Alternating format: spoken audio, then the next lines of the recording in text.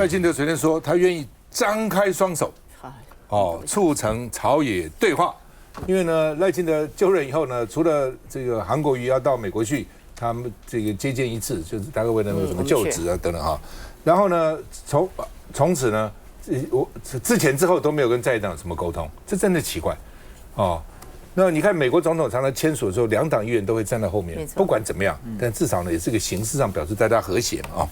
那如果在欧洲的话呢，这种一定要组成这个联合内阁的，不可能靠你一个党去组阁，然后像陈水扁讲的规划盘体，全部你自己独吞，不可能有这样事情的啊。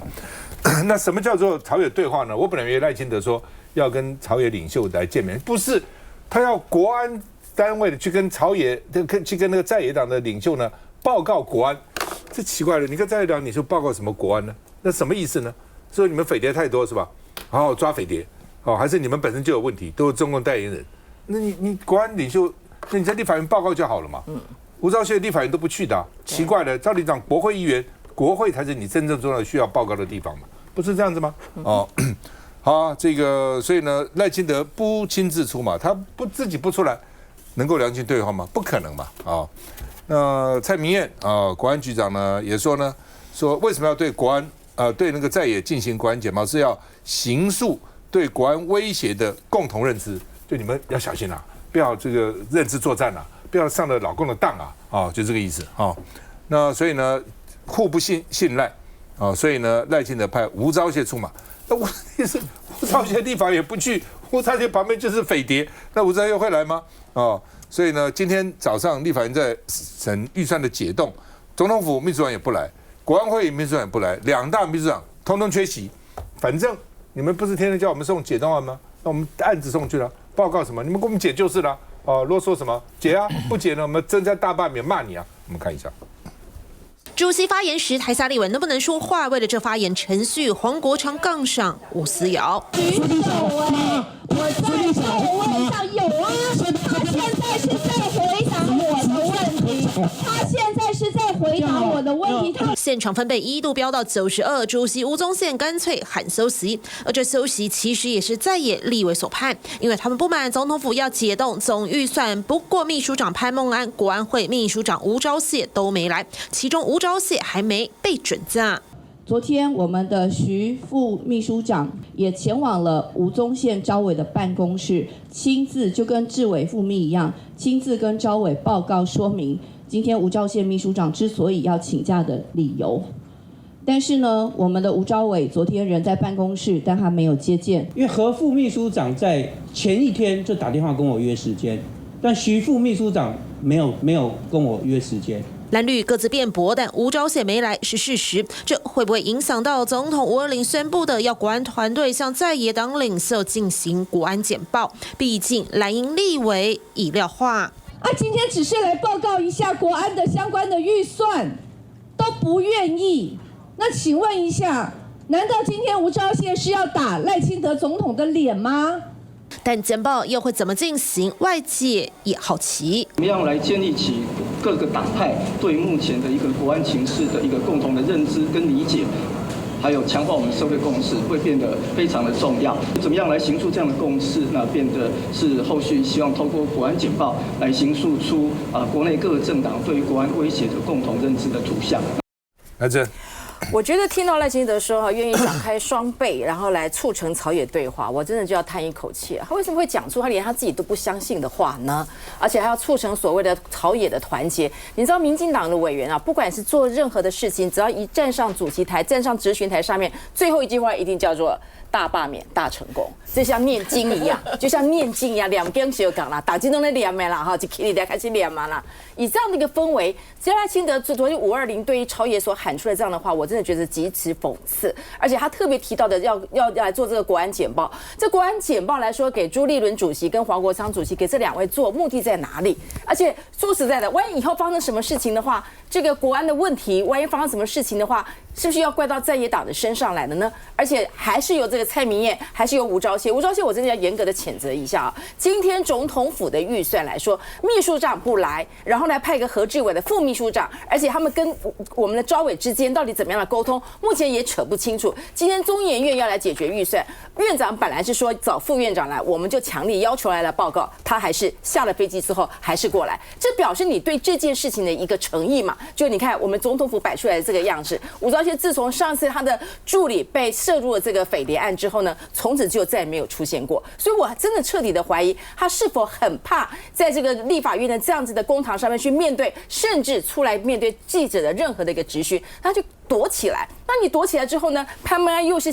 这个秘书长，总统府今天是减你总统府的预算，秘书长本来就是要非常的谦卑的来面对委员的质询，就他也不出现，所以他们摆出了这个样子，然后呢告诉我说你要让大家朝野展开双倍，要来大家一起来会谈，谈的又是你们认为你们自己的认知作战，然后让我们来概括承受，万一发生什么事情之后，又把这个罪放到我们自己身上。我觉得这个整个部分完全就是赖清德他的逻辑，还有他的行事所为，还有他下面这些人完全都是错乱了。我只能说，1年来说，除了他让核三关闭之外，赖清德这1年的政绩就是大罢免，没有别的话可以来评价他了。来进，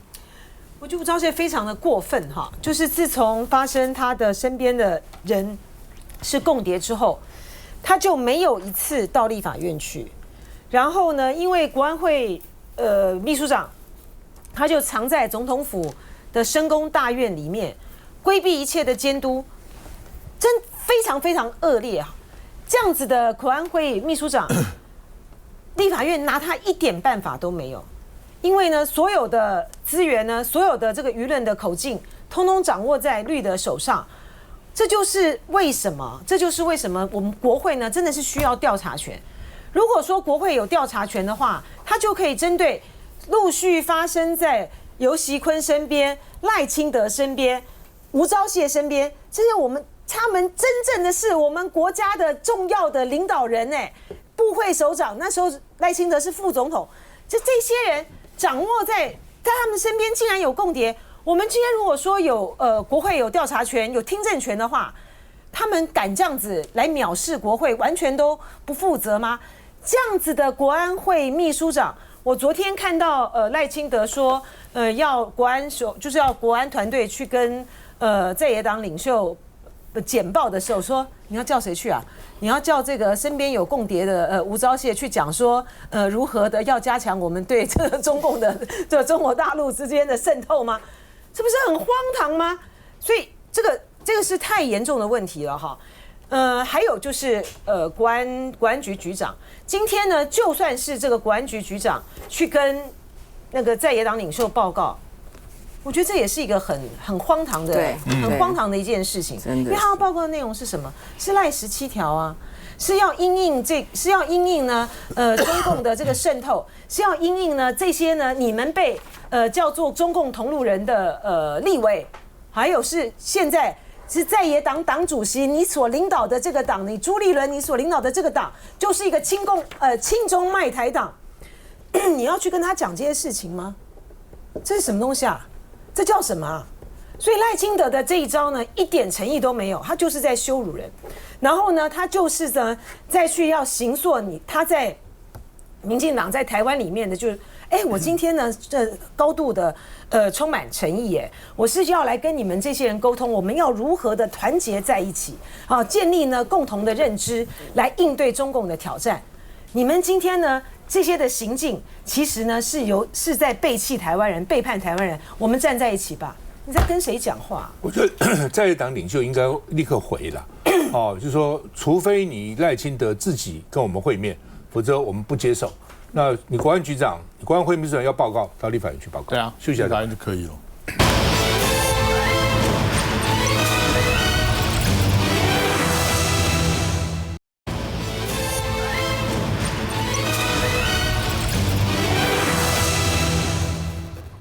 赖清德520昨天讲话呢，其实最大的重点呢，就是要成立主权基金了啊。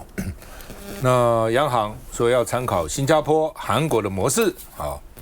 那另外呢，这个赖清德提主权基金，中央银行说没有法律啊，也没有专责的管理机构可能会有危机啊。这央行总裁杨金龙说的啊，可能面临长期投资面临亏损的风险哈。那全世界现在我们看最大的主权基金呢，第一个是挪威养老基金，中国投资公司啊 CIC， 中国华安投资公司，阿布达比投资局，然后呢科威特投资局都超过1兆美元哦，这将近2兆美元，是非常多，不是台币啊，美元哈。那么另外呢，因为我们的外汇存底不过6000亿美元了，然后这是1兆美元以上啊。那另外呢，说马英九跟蔡英文都曾经提主权基金，说呢卡在央行啊。那基本上呢，说校案长蛇有提过哈。事实上，马英九当总统的时候，我也有提过，我跟马英九当面建议，我说你搞这么多钱，对不对？趁机啊，尤其是那个时候什么金融危机各种不好的时候，很多东西很便宜啊，你可以这个时候去卡位啊。哦，马英九也觉得很有兴趣啊，就交给央行，但是据说彭淮南反对啊。后来我也没有再 push， 有很多事情我讲了不听，我会再 push。我没有要 push， 原因是我想说，给谁去操控，谁去管理呢？台湾最大的问题就是这个地方啊。你给一个人，这个人万一假公济私，万一不公不正，万一搞内线交易，那惨了。台湾不是没有发生过这样的情况，什么这个基金那个基金也发生过，国安基金也发生过，都发生过这些事情了。哦，所以谁能够找一个真的很公正、大家信任的人，哦，投资都是的确为台湾的利益去投资的，这个人是谁？哦，连马英九时代我都怀疑，那现在你相信赖清德时代有这样的人吗？你真的相信这个主权基金不会变成党权基金吗？哦，不会像什么光电啊，哦，像后来陈水扁末期要搞什么达政案啊、军购啊，搞这些东西，都为了一己之私、一党之私。你认为不会有这种情况吗？我认为大有可能啊。赖清德给谁？他连派到什么丹麦的大使都可以搞这个什么歌手去了，那你自己想想看，芬兰都可以去了，你自己想想看，对不对？他这个主权基金会找什么人去管？哦，我真的很怀疑了哈。所以呢，如果你没有信心、没有把握，还不如不要哦。那央行说我们没有反对啊，我们没有反对，我们是反对无偿拨用外汇存底了哦，因为大家看的都是你那个6000亿美元的外汇存底，没有反不是很可惜吗？为什么不运用呢？哦，好不好？他是反对，有偿他可能就同意了，赚的钱给你啊，同意了哦，无偿他不同意啊。那另外呢，这个赖清德啊，说为什么以前都不可以，现在可以呢？说因为环境有变化，这讲废话，环境随时都在变化哈。那另外这边也说哈。说呢，我们各个银行啊，各个单位啊，其实都有金库哦。那但是呢，大家各拥金库，也不想互相支援哦。我有金库是我的权利啊，对不对？那说呢，只有台版淡马锡哦，怎么才能有呢？是各个金库这个打破各拥金库，否则就变成绿金库。我就讲哦，主权基金变成绿权基金，变成民进党的党权基金。我们看一下，任满周年的这个谈话。速度太快吗？倒也不尽然，因为其实主权基金之前就是，比如说像1-2年前就有在做讨论。赖总统抛出台版主权基金，已讨论多年，两任总统都没成，关键在央行态度持反对方。总统他就反对啦。No， 我们没有反对，我们只是反对那个外汇无偿拨用的这个。对啊，你们央行副总裁赶紧澄清，是反对无偿拨用外汇存底，但可参考新加坡、韩国模式，由财政部发债拨款或出资。你就一肩挑起来了，责无旁贷，可以这样讲吗？我想在性质上应该是不太一样的啊。财政部当然对于财源的筹措是责无旁贷，外汇存底的管理和主权基金的管理是完全是两套事，所以我觉得这个不应该由央行去主导。哎呀，央行副总裁真的很急着下台，但到底是谁要来主责？行政单位口径一致，只是这时间点抛出，在野立委质疑，就是要投资美国。现在是大放手给美国，因为关税谈判在即啊，赖总统急着把钱要送给美国了。未来主权基金怎么样的投资都还要再从规划。所以我看就知道了嘛，庄部长一路就要跳起来的嘛。好，庄部长笑容有弦外之音，不过立委也关心为反制关税，8大公股银行是否抛售美债，有没有卖美债，有没有？委员上课要点名了，但尴尬，董事长站一排，几乎都不敢表态。交易的数字我必须要再去查一下，我不确定。彰化银行我们有适度做一些调解。川普关税战，主权基金怎么成立？背后还有很多功课要来补齐。那志刚，我想这个主权基金的事情啊，很多事情到台湾操作的时候就变了样。你说我们的 NCC 抄美国啊，觉得是个公正的单位，但到台湾完全变成一个东厂，变成这个压抑这个言论的手段。那同样的，你主权基金未来第一个谁可以监督？第二个谁来操作？第三个亏损怎么办？那主权基金呢？如果在没有一个监督的情况下，会不会去投资对于民进党比较友好的企业在海外的投资？比如说在菲律宾建电厂，把这个电呢送回来台湾，当然有可能啊，当然有可能。刚才赖士葆赖委员说投资美国，那还算还好，但还是看得到。你如果投资到一些你看不到的地方，或者是做一些私底下台面下的交易，那个真的就不知道钱跑到哪里去了。更何况你要成立一个主权基金，我们看到你都要上兆美元，我们如果没有这样的一个金钱财务的实力，你去投资到其他国家的东西，你是看不到的。你是看不到的，所以我们的钱到底怎么来？是由各个金库来吗？还是说我们从现在什么劳退基金等等，把它并为一个主权基金？这部分的操作也是很大的问题。再来，我们现在的劳退基金它是开国际标，就是说由国际的大的这种这个金融公司或是这个投信公司呢来标啊，我比如我代抄3亿美元的这个部分，我要告诉这个劳退基金这些专家学者。我比如说我投资到美国的某一些运动场馆，它的收益如何？它是开国际标。如果我们的主权基金还是由我们自己内部的人顺便讲好，私底下去给他来操作的话，中间的操作利益其实非常非常的大。所以我觉得这部分我觉得要从长计议，甚至要把现在操作各项基金怎么样的一个 model， 要先把它提出来讨论。过去也发生说，投信公司跟着操作基金之间有私底下利益的问题，甚至跟着买的问题，现在还在牢里面。所以这部分我这些不能够轻信民进党讲的说我要成立主权基金，这个中间如果不好好看的话，会变成很多的藏污纳垢。就你看新加坡淡马锡，基本上人家就是投资嘛，纯粹投资。为什么要投资？我要赚钱，替国家多赚钱，或替老人多赚钱，或替怎么，反正就是这个道理，不是一个政策的运用。我觉得赖清德要搞的是政策运用，就刚刚你讲的菲律宾去搞个什么电厂，阿拉斯加去投资什么天然气，然后美国去买他的美国的债，已经80几把还要再买，完全是政策性。主权基金不是给你搞这个东西的。来，孟凯，16个字，4个问题问完，大家来想一下，台湾的主权基金应不应该做？财源哪来？规模多大？谁来管理？目的为何？第一，财源哪来？之前央行不管是蔡英文政府或是马英九政府的时候，都有讲过说类似主权基金的概念，但是央行一直讲是说不能用外汇存底来直接挪用。那现在赖清德政府用什么样的方式来去获得这样的一个财源？这是第一个必须告诉国人。第二，规模多大？我们以我们国内的4大基金劳退基金来讲就好，它现在规模超5兆7000多亿。而对比我们比较常讲的新加坡的主权基金，动辄1兆美金，也就是30兆台币。所以换言之，它是劳退基金现在的6倍之多。如果我们真要成立一个主权基金的话，也要有差不多6倍左右的兆元美金这样的一个基金容量，才算是一个规模，并且谁来管理？没有错，讲得很好啊，制度都可能可以有漏洞，那人治是最佳的难的一个部分，所以防弊机制非常重要。你现在的防弊机制有没有做不到可以天衣无缝，让人治的一个因素降到最低，以及最后你的目的到底是什么？其实目的是什么，这才是重点。国内还是国外？国外要怎么样的一个投资，并且不应该有所谓的这些政策考量，而是应该以获利、基金获利或是基金的这个最高降低最低风险为最优先的一个考量。所以如果说凡事都已经扯到这些政策的部分的话，那难免就会左右这个基金的一个操控跟使用。最后我拉回来，必须还是要讲啊。我其实从早上，因为今天早上有差不多7个委员会都在做这个预算的一个解冻嘛。赖清德总统，如果你还是立法委员的话，你怎么能看这样子执政党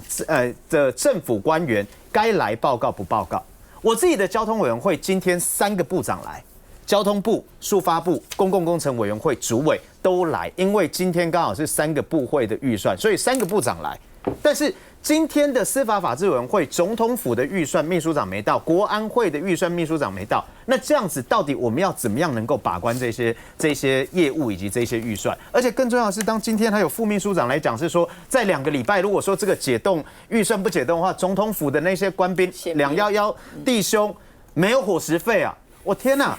总统府的预算跟官兵弟兄的伙食费没有相关，好吗？官兵弟兄的伙食费其实是编列在国防部里面的相关官兵弟兄的这个薪资待遇跟预算，因为他是211营进驻在总统府，但是他没有直接吃到总统府的预算，所以如果说来报告都要做这种似是而非，或说都要用正式语言这个操作，就是你不给我预算，你不给解冻的话，那你就是让国家停摆，那补助发不出来，然后我们官兵没有办法有这个运作的话，那其实真的会笑掉人家大牙。所以我还是奉劝想一想。如果赖清德总统你现在还是过去的赖清德立法委员的时候，你怎么看现在的民进党政府该来报告不报告，该负责任不负责任，藐视立法院这样的行为，你能接受吗？马英九当总统的时候，偶尔我会到总统府跟他们一起吃中饭，就是他跟我讨论一下他的文稿啦，他的一些内容。那他们就跟我讲说，因为你今天中午在这，所以我们吃的比较好。平常都是跟那个211营吃人家吃的东西，所以总统我应该换一个说辞，说如果你们再不给预算那总统就要去跟211营叫饭吃了，出来再回来。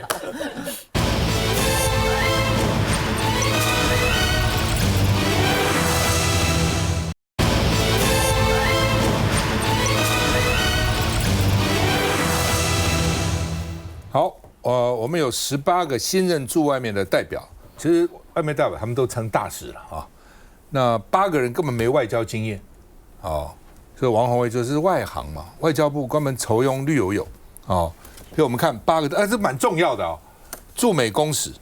驻泰公使、驻奥地利代表、驻日本代表、驻法国代表、驻英国的公使、驻 WTO 的这个副常任代表、新任驻芬兰的代表。没有什么外交经验啊，对，哇，都而且这是好地方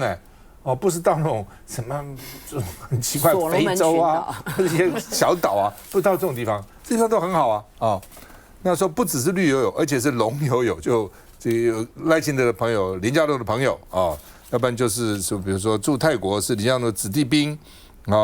然后呢，这个驻奥地利也是跟林佳龙关系很好驻法国代表这个跟这个小英基金会关系不错等等那另外呢就是驻英公使江雅琪，所以被民进党说是假博士所以呢驻外大使怎么搞一个假的博士而且他们还发新闻稿说这个要问什么专业吗？因为江雅琪说他学历并没有造假国科会说呢有登载错误学历怎么会登载错误？这也很奇怪学门登载错误然后呢，台大国发所的刘静怡教授就问说，如果说没有错，为什么要改呢？这很奇怪。你说你都没错，干嘛要改？改就是表示你有问题嘛？到底怎么回事那刘静怡说呢，大家最爱的不就是伪造文书这一题吗？这个也伪造，那个也伪造然后现在呢，国民党的那个联署也被说是伪造文书还说是组织犯罪关的关，押的押，交保的交保那另外林昌佐，因为现在派去当芬兰大使，我们比现在的大使叫张秀珍政大政治系毕业 ，Georgia 州立大学的国际关系硕士然后南加大的训练然后呢，在行政院在侨委会在外交部旧金山都做过很久，从基层公务员搞了几10年，搞到这个位置。那这个林昌佐就可以一下子有这个位置所以他们就开玩笑说，500不是唱红了挪威的森林吗？所以赖清德可以把他派驻挪威，而且500唱的比林昌佐理论上是好，500多红不过问题是500真的要去吗？没有，他赚钱比较多，唱几首歌赚的钱可能比那个这个什么这个代表赚的多那另外呢，媒体也在问说，林长佐去出使芬兰，那他药停了吗？到底是怎样呢？说停药后会去当兵因为焦虑症喷尿喷屎喷尿所以呢免疫所以那怎么这样的身体怎么能去芬兰呢？到底什么意思呢？令人好奇。他是用问号在问，然后我们看一下。其实很简单，就是嗨，就是嗨，心情完全都没有预料到啊。确定派任驻芬兰代表后，林长佐首次公开露面，对民众党立委林义君称有焦虑症，不适合芬兰。我觉得阿苗讲的那个没做功课这一点也是蛮到位的啦，因为我不只是为身心症的这个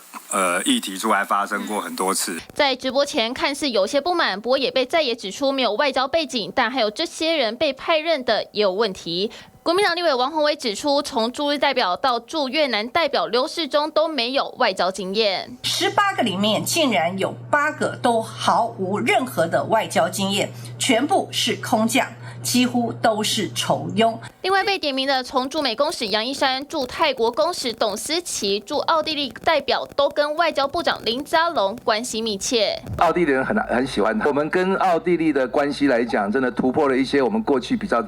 传统，就是只有比较政务啦。林部长被巡台上狂战刘玄勇，用不同方式来评外交。的确，这音乐大使更是即兴指挥乐团，但新派任的驻英公使江雅琪，民众团质疑他是假博士，因为遭到科技部认证，多年来以英国杜勒大学法学博士申请国家补助经费，不实的抬头跟不实的学历去向科技部申请这个研究计划啊，那这个是涉及伪造文书哎。对此，江雅琪透过外交部回应，表示在英国指导教授与法学院院长都曾说明缘由，科技部也判定他没有所谓学历造假情况，因此检举案不成立。不过当时负责学伦会审查的台大国法所所长刘静怡指出，如果没错，为何到处修改学位名称，还没有正式上任已被盯得满头包？嘉宇，刚刚大家讨论，人家都派驻这个代表那个大使，你嘞？我就是派驻在台湾，是台湾这个最坚强的代表。下次是不是就轮到你了？我就是继续在台湾为台湾努力。不公平啊！为什么他们都可以呢？为什么讲的眼眶泛泪的感觉？而且你还是法律系，你还是台大法律系，又是硕士，学历也比较好，经验也比较好，又当过议员，当过立委。对，可能是唱歌没有这个林长佐好听，因为林长佐是真正的歌手。那我就是讲说林长佐其实去芬兰，我觉得是一个亮点。为什么？因为芬兰的女总理是全世界最年轻，大家知道她比我还要年轻，小5岁。所以我觉得林长佐去可能也是代表台湾，你看给年轻人机会，而且林长佐他可能跟一般政治人物不一样，所以也让芬兰可以看到说，台湾对于年轻人，对于像林长佐这样有国际知名度的乐团的这个歌手，也是有在政治在各方面的表现都非常的优异，所以我觉得对台湾来讲也是一个形象的一个代表。那江雅琪呢，当然大家知道她是台湾大学法律系的也是英国这个理智大学的法学硕士，但她的博士呢，因为她是这个社会科学跟健康学院不是法律的这个博士，所以大家就一直说啊，过去你都登载是法律博士，所以这部分大家觉得有疑义，但是其实是没有造假所以我觉得当然派驻代表是什么样的人，大家可能有不同的讨论。那对于在外交部辛苦工作的外交同仁，我觉得一定的升迁管道跟给他们工作肯定还是必要的，只是在某些地方可能对于总统来讲外交一方面也代表了台湾的形象，一方面如果能够弹性的去派任，我觉得也是台湾其实在外交布局的一个亮点那对总统来讲也是一个知人善任的一个做法。你看高嘉瑜这么会辩论，这么会讲，真的，对不对啊？也还不派，对不对？也不给他到总统府当什么秘书长、副秘书长，也不给他派到外面当大使代表，真是埋没人才。这讲的多好，这个脸不红心不喘的。就赖总统他就是越珍惜的东西越舍不得用。他一辈子珍惜你。我觉得那个嘉瑜真的是心理素质非常的好真的是，但是大家想想就上一届卸任的这些立法委员，几乎每个赖清德总统都有安排位置啊。刚刚讲到何志伟他当副秘书长嘛，那个台中的张廖万坚，教育部的次长，上个礼拜还碰到那个黄世杰，法务部次长。然后同时我也碰到于天大哥，那于天大哥在找我聊天，他就说不准问我现在在干什么，所以呢，也许于天大哥跟嘉瑜呢，应该是于天歌唱的也不错啊，心理素质唱的很好啊，榕树下，对不对？多好，可以一起组队了。对啊，其实赖清德总统可以考虑一下，于天大哥可以也是派他到某个地方去当外交部。其实我们的外交，其实大家都知道，我们外交是很困境啊。那外交人员其实他的训练呢，其实是跟一般的这个事务官，他是非常严格的，他一定要从基层一直做上来。那很多国际上面的一些礼仪，其实在外交上面，我觉得也都非常重要。虽然我们这些都没有什么邦交国，但是也总不能丢台湾的脸嘛。所以我也不知道这个林昶佐去了，除了这个闪灵唱歌之外，他还能够做什么？不过如果用音乐来征服国外交流，我想也是一种方式。所以我还是非常的支持嘉瑜希望赖清德总统能够赶快帮他找一个唱歌也是不错的交流啊，都很好。对，你们刚才国民党做个提案，叫外交部派这个高嘉瑜去，赶快把他送出台湾，把他送出去，建议去西班牙，台湾需要我，不是坚持不走。对，但是我个人认为他这个外交部只是反映出一个真的是赖清德总统或是民进党上台之后一个最常普遍的现象，不尊重专业。只看你的党政跟你的党性，我觉得这个东西以后有人要考政大外交系，没有错。以前你知道我们是政大毕业的，那时候外交的特考，你看是多少很专业的人去考，然后他们从3等秘书，已经从最外面像什么那个所罗门群岛这种3等秘书，一路慢慢，然后开始有办法到公使，然后到大使，都还是要看所有的机遇，要很多年，对不对？非常多年了，到20年左右啊。然后每个人都是从最外围，然后最辛苦的地方。你看他现在这个绿油油所派去的地方，都是大家非常羡慕，很好的地方，非常棒的一个地方。所以它是打击非常多专业人士的一个所谓的一个信心，不是只有在外交。我刚刚说普遍是很多，包括在很多的政府单位当中，你只要有关系，我们很多常任文官是一辈子都没有办法升任到那个程度，你或许没有办法把你给踢开，因为你是常任的文官，但是你永远就待在那个位置当中。然后呢，你用政务官里面就是一个完全跟他关系很好，或是有他政治目的的，或是有他想要培养的这样子的人，你让整个台湾的整个的一个系统，用人的任用的一个系统是面临非常大的挑战。所以这个只是从一个外交部来一窥大部分，但是总而言之，民进党的用人是让人难怪现在每个人都流行说党政比他的专业更重要，就是因为他的用人让大家就觉得非常的不专业了。不要跟我们谈专业了。乃菁跑过外交来说说看。那天是一位退休的大使传这个讯息给我的哈，我觉得已经荒唐到哈，你只能够去用一种更大的荒唐才去面对它。就是对于民进党来讲，对于赖清德来讲，这些的职务根本不重要，就是根本不重要。你就是因为不在乎我们跟这些本来就没有邦交关系，而且北欧国家虽然很自由啊，很讲究人权啊，可是他在外交上面呢，其实是还蛮坚守的，就是他跟我们关系的提升是非常有限的哈。他跟这个中国大陆，他虽然也不见得支持这个中国大陆在很多外交作为上，他也不支持，可是呢，他也不会突破性的跟台湾往来。所以因为这样的国家，其实说实在的，你派谁去都差不多啊。那可是你竟然派出这样子的人，你就跟他反正不在意嘛，他就是当做就是酬庸一个性质。还有就是为什么我们看到有很多重要的国家在对派驻重要国家的大使的时候，他也是酬庸可是为什么呢？在台湾呢不行？关键就在是我们是一个，我们只有12个邦交国然后呢，我们退出了联合国，然后中美又断交了。我们其实已经没有在任何的那个国际重要组织里面历练的经验嘞，我们也没有在大国外交的经验。在这种情形之下，我们当然要非常的珍惜我们的外交官，他一路养成的之后呢，在这些非邦交国能够有机会跟其他国家的代表跟其他国家的大使来透过这样子的建立关系，来真正是能够加强我们之间的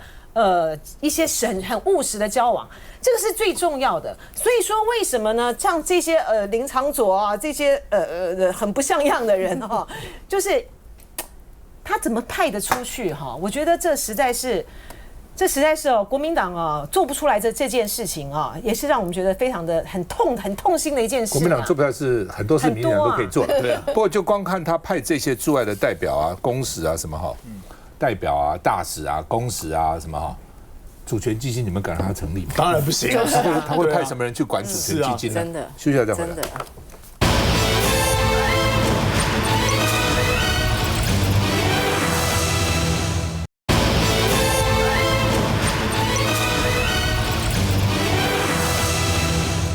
好，那么黄仁勋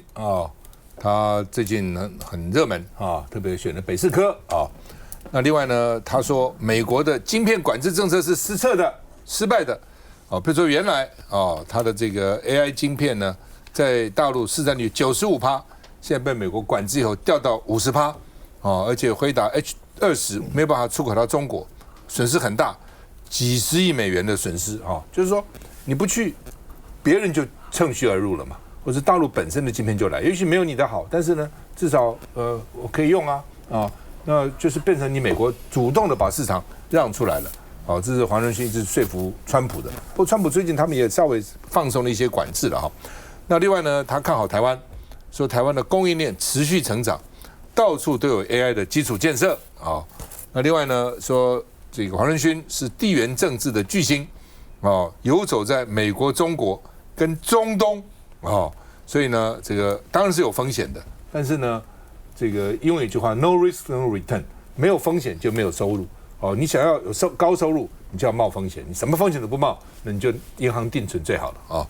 那所以呢，你看他在美国跟川普在海湖山上吃饭，又到白宫，到中东，川普又带着他跟沙烏地阿拉伯的王储又见面介绍，还卖了18000颗晶片，然后呢，跟中国也立刻坐飞机去。说放心好了，我们不会放弃你的市场所以呢，他都希望呢，这个本来就是生意嘛，总是到处有生意就好那在北士科落脚，他们像我们附近，到了下班的时候塞一塌糊涂，说将来北士科可能会比内科更严重，为什么？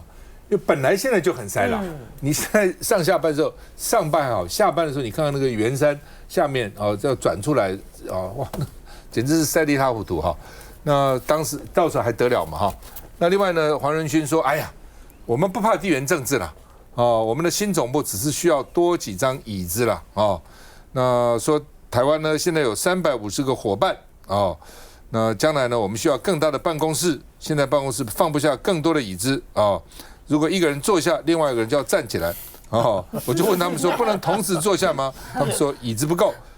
就是办公室的空间不够大了所以呢，他说我希望全世界都很稳定，稳定非常重要，在全世界都是的确那做生意人最需要就是稳定你有不稳定就不确定，他们就很害怕那蒋万安能够说服辉达为什么选择台北，因为大家都在讲经济部司长一直鼓励我说在台北店不够啦，到南部来等等。那他为什么还要选择台北呢？说从大巨蛋说起那其实他一年其实跟黄仁勋见过2次面所以表示呢，蒋万安的说服力大概还不错那另外呢，他们就评论说 AI 大鱼游进来台北市蒋万安当然这个功劳很大。那赖清德说呢，我工作没打4折，我听不懂什么意思。他说我选票只有4折，我工作是100%没打4折，但是这边有讲说你有没有打4折是人民在打分数对于60%没有学历的民众来讲，你恐怕就是4折总统吧。我再问一次，赖清德到现在没交代，是状运开幕那天晚上你没去，你说你有药物国家药物，你做了什么事？你告诉我，那天晚上你干了嘛？你干嘛了？那么重要，对不对？都不肯来你明明还搞什么这个委员会那个委员会，还要让台湾更健康，大家更健康。那这么重要的国际赛事你都不来，你那天晚上到底做什么？看一下。来自各国的媒体大阵仗齐聚黄仁勋下榻的饭店，参加 AI 教父全球记者会。而黄仁勋接连的旋风式行程，走访中国、中东和台湾，已经被外媒形容是地缘政治的巨星。Some people describe you as the only CEO who can maintain the market of Taiwan, China, and the United States. I'm not doing anything specific. I want our partners to succeed, and I want to make sure that people have access to it, they understand it, and that we can be helpful to them. You know, we can all succeed together. 就希望少一点政治，多一点订单。记者会开始，黄仁勋直接表示，中美禁令政策是错误的。在拜登时期，回答中国市占高达95%，现在腰斩只剩下50%。坦言失去一堆营收，却没有任何改变，但也不得不对政策低头，表示会配合美国制裁。但 H20 Harper 已经不知道该怎么降级了，表示限制 H20会让中国只好去买华为或是新创，希望政府能让他们继续卖。同时也谈到川普协助辉达在中东拿下 AI 大单，是因为川普知道晶片禁令是错的，认为 AI 扩散很重要，未来通讯 6G 也会受到影响。而拓展 AI 市场，为什么会选择台湾打造 AI 超级电脑？ Taiwan needs to have AI infrastructure here, and it's really important that Taiwan also takes advantage of this opportunity to jump into AI research. This is a new beginning, and I have every confidence Taiwan will do very well. 黄仁勋表示 ，AI 基础建设商机达兆元，辉达在台湾建设 AI 基础建设，也是因为要在地缘政治和供应链建制中找到平衡，认为各地都需要据点。来，嘉宇。当然，我觉得黄仁勋他在台湾确实是引起很多的风潮啦。例如说，很多人觉得他很亲民哦，会去一些，例如说我们也会去的一些小馆子，然后也很照顾这些外面的记者啊，或者是服务员，所以展现他比较亲民的一面。可是另外一方面呢，他确实也是穿梭在不管美国、中国、中东，甚至台湾，可以说是如鱼得水哦，就是很少这个商人或是政治界人物可以这样子哦。那当然，大家也都知道，辉达的晶片现在确实是在全世界里面哦，大家都认为是非常抢手，而且可能扮演着 AI 的领头羊哦，包括我们这些科技股，只要他这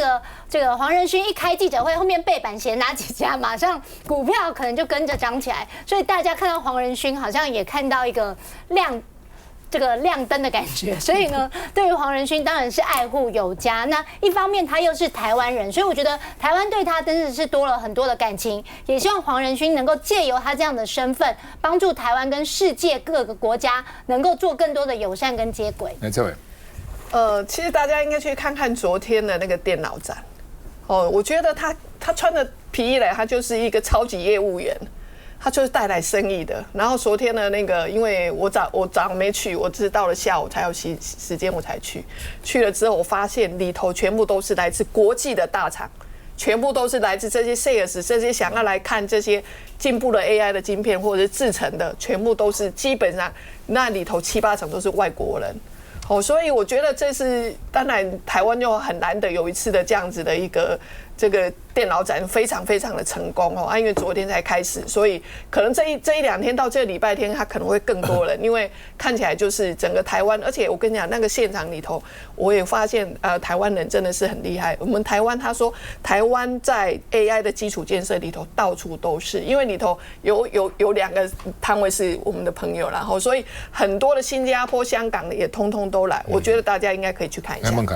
对比蒋万安的鸭子划水，而对照上一个段节目讲到民进党政府赖清德总统的外交布局啊，其实这就凸显什么，就是专业的问题嘛，就是你执政怎么展现执政的价值，到底你是用人为才还是用人为亲？尤其蒋万安真的很成功的把这个辉达让这个总部来设在台北市北科，那当然连带的，不管是包括我的选区淡水以及周边三重、芦洲等等，它都是一起。其实只要好的企业、好的产业来到我们台湾落脚，我觉得这都好事。但是在这个过程里面，民进党政府到底有什么样的一个政治的一个操弄？其实国人也都看得出来。4刚你的选区，对啊，就是这个选区里面这2天全部在讨论这个事情，大家都非常开心，因为会整个的那个北区。